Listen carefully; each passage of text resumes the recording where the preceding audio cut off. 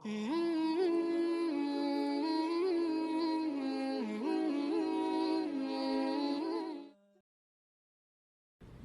cara khusyuk dalam sholat?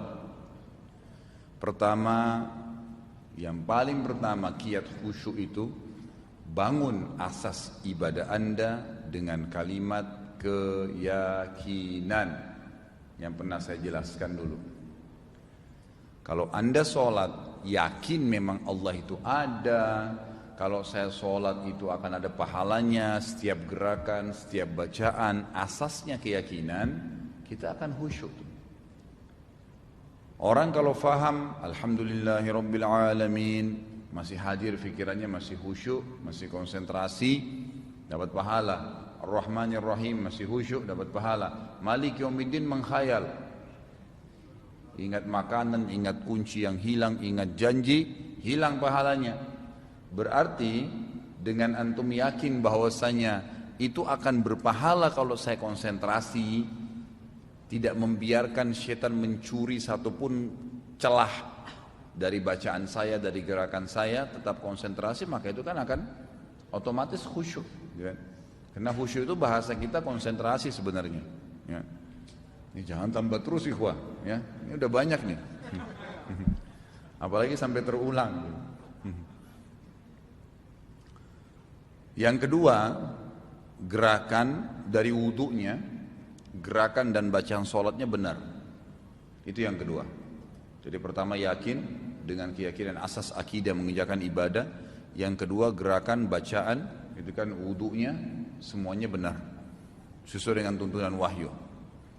Yang ketiga, merapatkan shaf kalau sholat berjamaah. Karena Nabi SAW mengatakan dalam hadis, ya, rapatkan dan luruskan shaf kalian, karena saya melihat syaitan masuk di antara shaf kalian yang tercelah, ya, terbuka celahnya, bukan tercelah, terbuka celahnya, itu seperti anak domba yang masuk di antara domba-domba besar. Nah, banyak orang kalau buka ngatur shaf kan kakinya kayak kipas. Nah, yang benar itu tumitnya antum buka. Ya, gitu. Jadi kaki kita sejajar begini. Jangan gini ya. Kalau kita buka begini, maka teman juga di sebelah buka begini, nanti ada celah antara tumit saya dengan tumit dia.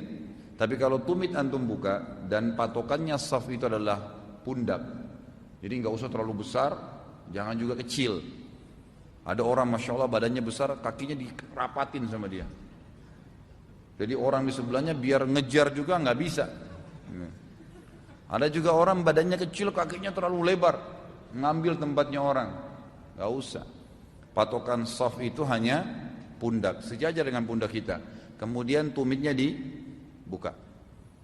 Kata para sahabat dalam hadis yang sahih, kami di zaman Nabi SAW kalau sholat sudah diiqomahkan, maka tumit-tumit kami bertemu. Buka, teman di sebelah juga buka, spontan tumitnya akan ketemu, gitu kan? Maka membuat kedua betis kami bertemu dan membuat kedua pundak kami pun bertemu. Jadi nggak ada celah. Nah itu kalau kita membuat celah, syaitan masuk di antaranya dan pasti mengganggu konsentrasi, otomatis. Gitu kan? Belum lagi memang ada celah-celah lain. Sama juga tidak, maksudnya celah lain ini Nabi SAW mengatakan celaan bagi orang yang tidak ngatur shaf ya. Kalian harus meluruskan, merapatkan shaf kalian atau Allah akan ya memasukkan dalam hati kalian perselisihan di antara kalian, ribut nanti, gitu kan? Dari shaf sholat tuh.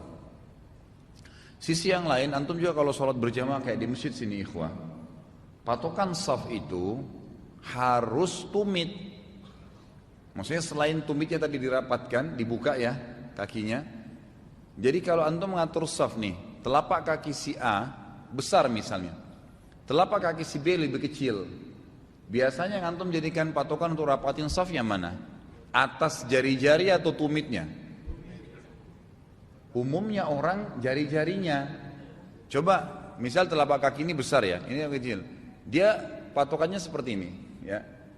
Otomatis tumit dengan tumit yang satu maju satu mundur kan. Antum kalau lihat dari belakang berantakan enggak shafnya?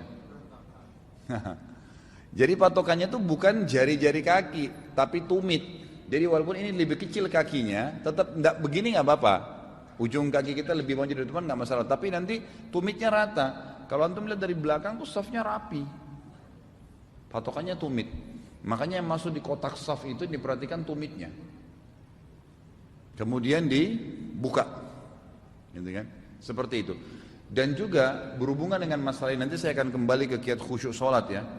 Kalau antum lagi ngatur saf tadi saya bilang patokannya adalah pundak ini sejajar dengan tumit kita, tumit dibuka, begitu seterusnya ya, bukan cuma di rakaat pertama.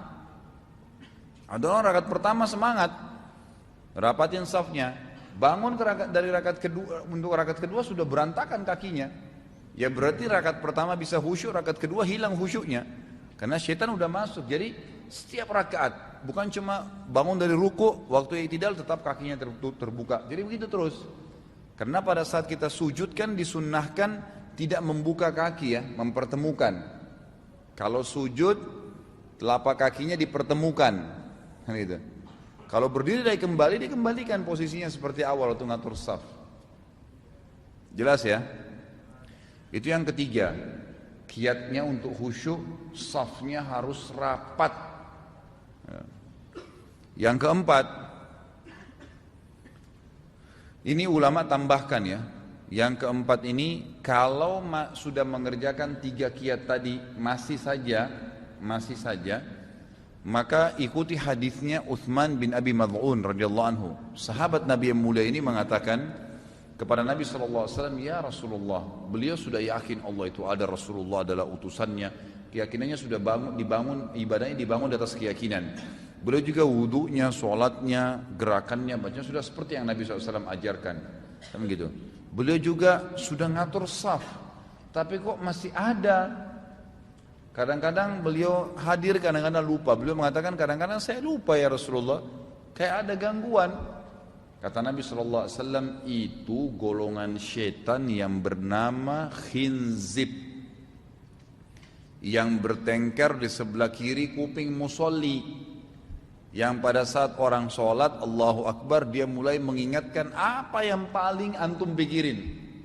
Bertengkar sama teman jadi bertengkar dalam sholat. Untung dagang dihitung untungnya dalam sholat, gitu kan? Kunci yang hilang, sampai ada orang bilang, saya Ustaz kalau lupa apa-apa saya sholat aja langsung ingat tuh. Pak Yoyo paling besar tawanya nih, tahuan nih. Jangan sampai gitu, karena itu tidak khusyuk, itu berarti tidak ikhlas karena Allah, karena mau cari barang. Jadi bukan itu, jadi syaitan memang menunggangin, namanya khinzib. Kata Nabi SAW kepada Utsman bin Abi Mad'un radhiyallahu anhu, kalau datang kepadamu itu, maka tiuplah ke sebelah kirimu 3 kali sambil baca a'udzubillahi minasyaitonirrajim. Ditiup ya, jangan meludah. 3 kali.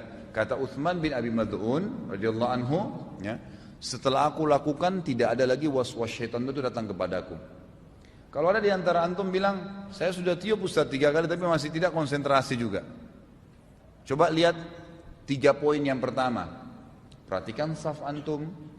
Antum sudah bangun di asas keyakinan belum kalau Allah lihat antum nih kalau sholat? Kan itu. Wudunya tadi sudah benar belum? Gerakan dan bacaan sudah benar belum? Kalau benar-benar juga sudah benar, tapi masih saja, ya antum sudah betul di atas keyakinan, benar-benar tadi sudah bacaan wudunya, sholatnya, gerakannya sudah benar. Kemudian juga antum tadi apa yang ketiga? Safnya sudah benar. Antum juga masih rasa terganggu lalu antum lakukan hadis Utsman bin Abi Mad'un radhiyallahu anhu tadi, meniupku seperti kali masih juga tidak, maka ini kiat yang terakhir, yang kelima. Kata ulama berarti dia masih punya dosa yang menghalangi kekhusyuan antara dia dengan Allah. Perbanyak istighfar. Perbanyak istighfar karena itu termasuk dosa bisa menghalangi kekhusyuan, Allahu a'lam.